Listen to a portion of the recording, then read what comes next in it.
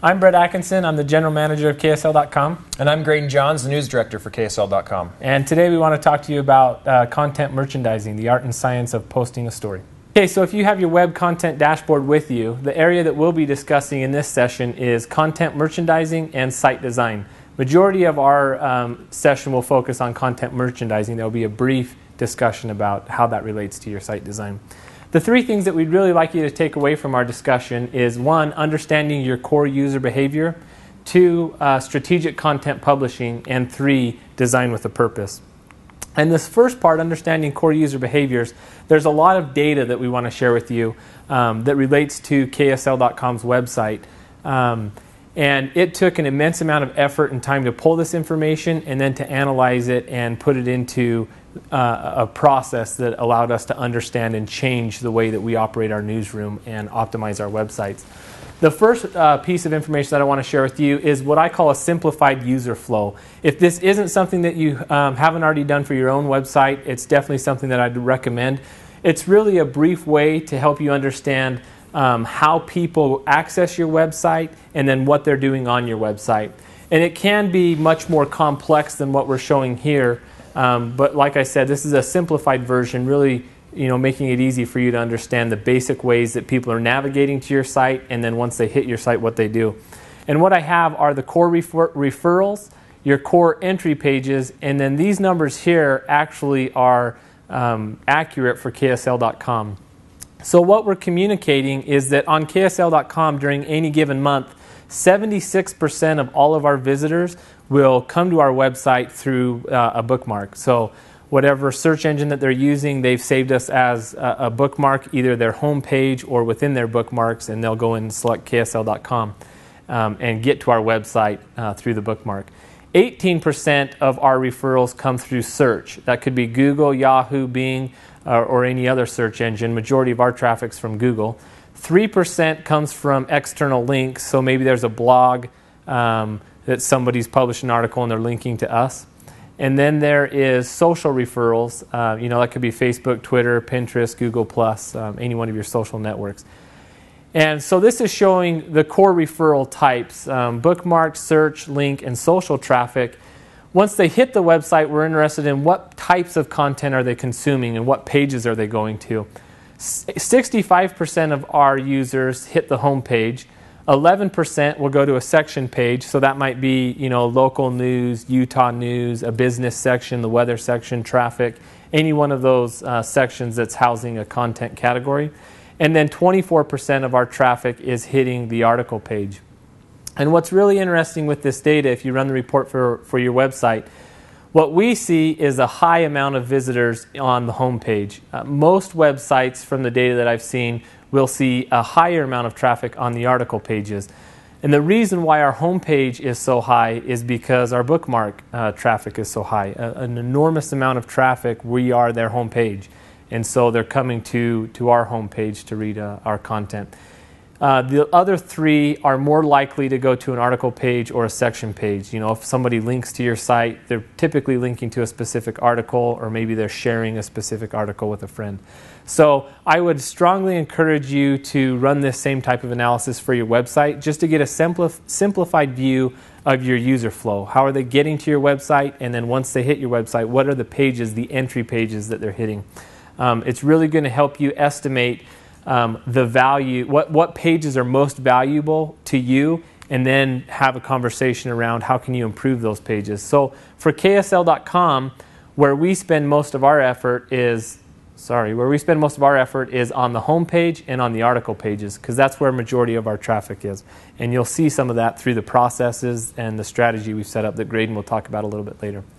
So with that, now let's jump into some of the data. All of the data that we're going to share with you today is Monday through Friday over a 28-day time frame. So it's just weekdays. And what we were trying to understand was the traffic patterns of our users hour by hour and the various products that we offer. This first slide is showing you all of the traffic on KSL.com from 12 o'clock in the morning until midnight, how that usage looks like, how many page views we're receiving per hour. And with it, you can see right around 6 o'clock, we start to see some growth. Once we hit 10 o'clock in the morning, we start to stabilize with about 500,000 page views every hour. We see a little bit of a decrease during the drive times, 5, 6, and 7 p.m., and then in the evening hours, 8, 9, 10, and 11, we start to see a spike again. But what's really interesting is when you overlay product data on top of the entire website usage. This orange graph is a representation of KSL classifieds. Without going into a lot of detail on classifieds, KSL started a classifieds product early on, kind of an odd thing to do for a television broadcast website to do, and we quickly gained momentum to today we are the largest classifieds product in the Utah marketplace, or in the Utah market, and we're actually the only market that's larger than Craigslist locally. So classifieds is a big product for us, and you'll see the trend with classifieds where really in the morning and throughout the day, there's not a significant classifieds audience, and then it starts to spike in those evening hours. The next one is I overlay green representing the news section, all of the news section, and then black represents the home page. And the green and the black line correspond with the right axis, where you have the orange and the blue corresponding with the left. And what you're seeing here is the news and the home page have a different product user relationship than the classifieds. You'll see that news tends to carry an audience in the morning all the way through the afternoon, drops off during drive time. When we have our 10 o'clock news for KSL television, we see some of our online audience come back around that same time to consume those articles that are being published online during the 10 o'clock broadcast. And what's interesting is our home page follows that same pattern as the news section of KSL.com.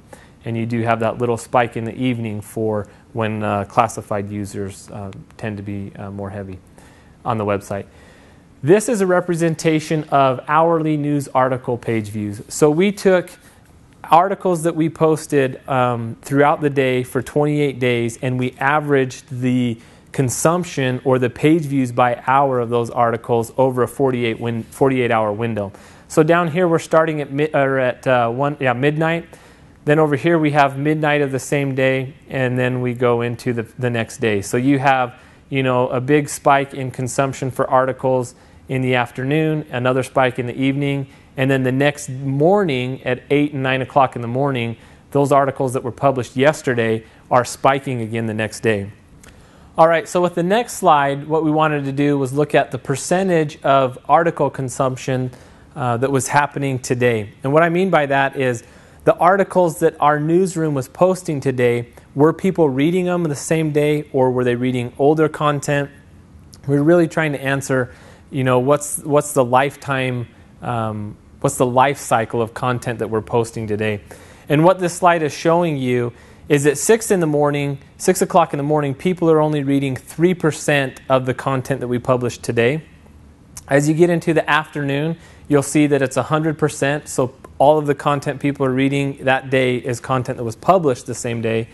And then what's interesting is when we get to the next day, you'll see that at 7 o'clock in the morning the following day, 55% of all content being read is content that was published the previous day. So we started to understand that it was looking like content on our website had a 48-hour life cycle. And as we continue to go through the data, that's exactly what we started to see. With this slide, what we did is we pulled articles published by hour. So we went and looked at, over a 28-day cycle, all of the articles we published at 6 o'clock in the morning, how did they perform over a 48-hour period? And while this graph looks kind of messy, we were able to start to see trends within certain day parts of publishing content that had the same type of consumption pattern. And what we noticed is that from 6 a.m. to 10 p.m., you seem to have this same type of a pattern where there was a very quick spike in audience reading that article and a very quick decline. So the consumption of the article and the interest happened very quickly for articles posted during those hours. Then we looked at another trend from 11 a.m. to 3 p.m. that even had a greater spike of interest. The interest in those articles lasted for maybe an hour to 3 hours, and then those articles started to erode, or the interest in those articles started to erode more quickly. but you started to see a small trough on the right-hand side, which is the following day around 7 o'clock, 8 o'clock in the morning. Some of those articles were picking up interest again. Then we started to notice this trough effect where in the afternoon, if we posted an article from 4 to 6 p.m., there was some heavy interest in that time frame, but then the following day, those articles started to gain, a lot of traction with our audience the next morning. And then what was very interesting for us, our articles that we published after 7 p.m., they actually spiked the following day.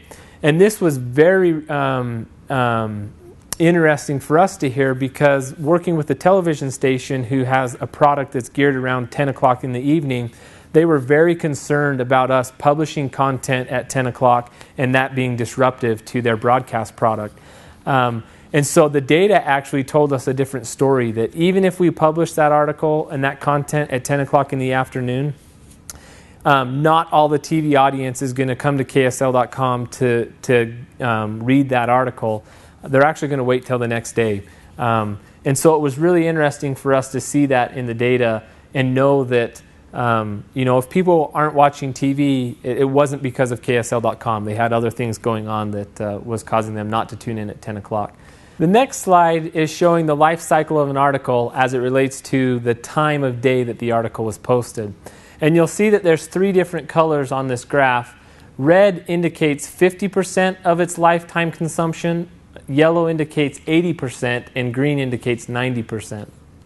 The thing that's interesting about the data for this slide is this is only showing a 48-hour time frame, but we did the analysis. If we forecasted an additional 28 days for all of these articles, so a full 30-day cycle, a 1-month cycle for content consumption, the remaining 28 days only added an additional 1% of page views to those articles. So for us, it was very significant that the type of content that we're producing is consumed in a very short period of time, 48 hours. And now the conversation was, obviously, the time of day impacts the success of that article, or does have an impact to the success of the article. And there's a consumption pattern based on the time that we posted of how quickly that's going to be consumed, and then when it falls off the radar of our users. So we looked at the analysis of when we were posting articles and how people were consuming those articles and the differences of the day parting. Now we wanted to look at when we're reposting articles and we're reposting them at the optimal time for our users. The next slide shows those articles posted by hour versus page view consumption. And what's very telling immediately from this graph is that we were posting articles online when we did not have an audience available to consume them.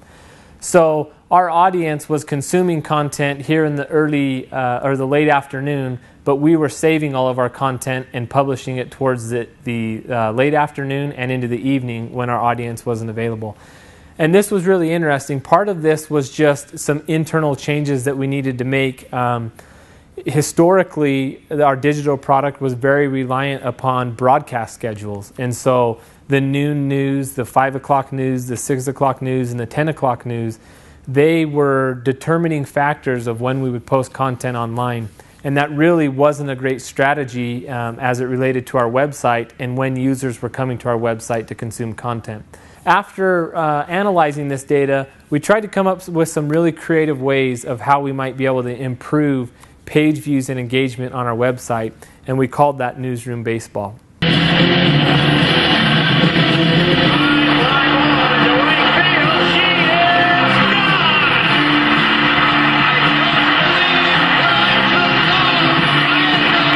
The whole purpose of the strategic content publishing is to find the sweet spot for your website. It's knowing your audience, it's knowing what their habits are, what their patterns are. And that's what we took all that data and tried to find out for our specific website, KSL.com. What we figured out was that on a typical day, our audience, our users were consuming or could consume about 40 stories a day. And that was about our sweet spot. And of those 40 stories, we broke it up into day parts between 6 a.m. and midnight. We have 4 different day parts, and as you can tell, based off what the data that Brett presented earlier, our audience was consuming a lot of our content earlier in the day. And so in the 6 to noon day part, we publish almost half of the 40 stories. And then of those 40 stories, we break it out between news and feature. News is your daily news, crime, courts, accidents, things of that nature. And then features, stuff that's a lot more emotional or driven more towards human interest type stories. As a way to better understand what we were trying to accomplish and the strategy that we put into place, and also to motivate our employees in trying to produce content that produces, we came up with the newsroom baseball strategy, or at least using the terminology that you'd find in baseball. It all has to do with performance of our stories, singles, doubles, triples, and home runs.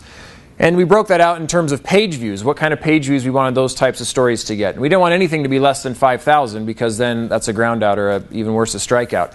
And then we broke it out into how many of these articles, or how we wanted these articles to perform in terms of single, double, triple, home run, and the values that are associated with them. And so this was helped to motivate our employees to try to come up with or use stories that were more valuable than just the average run-of-the-mill type of stories. Stories that were a lot more targeted to our audience, their interests, and again, their habits on our website. Now, to make sure that we were uniform across the website and with the products that we have and the articles that we were posting, we came up with a content statement, looking at brand consistency and again, what we're trying to accomplish and making sure everyone was on board with what those things were. We listed some do's and some don'ts, again, just to help the employees and the team better understand what we're trying to accomplish and reaching the goals that we had set for ourselves. And we also set up a homepage rubric to help us pinpoint and target the stories that we wanted to promote, and stories that we felt our audience would be most interested in. One of the things our website is best known for is our coverage of breaking news. We're fast, we're consistent, and we're quite accurate with the news that we report. And we wanted to be, again, consistent with that material across our platform and our staff. And so, again, we came up with a rubric, scoring the type of news that we have and does it reach a breaking news level? And if so, what do we do with it and how do we handle that? And that's really helped us be consistent on how we cover breaking news and developing stories. Now, with all of this in place and this wonderful strategy that we had, we now turned our attention to our website and the homepage and the design of that homepage. And I'll turn it back over to Brett Atkinson for that. Okay, the last thing that we want to talk about is design with a purpose. And while that sounds like a simple or maybe even a silly thing, it's pretty surprising maybe of all of the elements on your website. And do you actually think about the purpose of each one of those elements and then also the position? Why did you put those elements in the location that they are? And when it relates to KSL.com and our homepage, there's a lot of thought and energy and research that has gone into the design of the KSL.com homepage. And that design has also taken into account all of the data that we've looked at throughout this presentation, as well as the strategy that Graydon and his team has implemented. And so that's probably the biggest thing that we wanted to highlight, that really in order to have success or the same type of success that KSL.com has had, it wasn't just understanding our users, it wasn't just changing the way that we evaluate the content that we're producing and publishing, and it wasn't just changing the design of the website. It really took all three of those elements coming together and each one impacting the other in order for us to see the success that we've had and continue to have on KSL.com. Okay, so just to recap the things that we covered in today's session. 1 was understanding user behavior, 2, strategic content publishing, and 3, design with a purpose.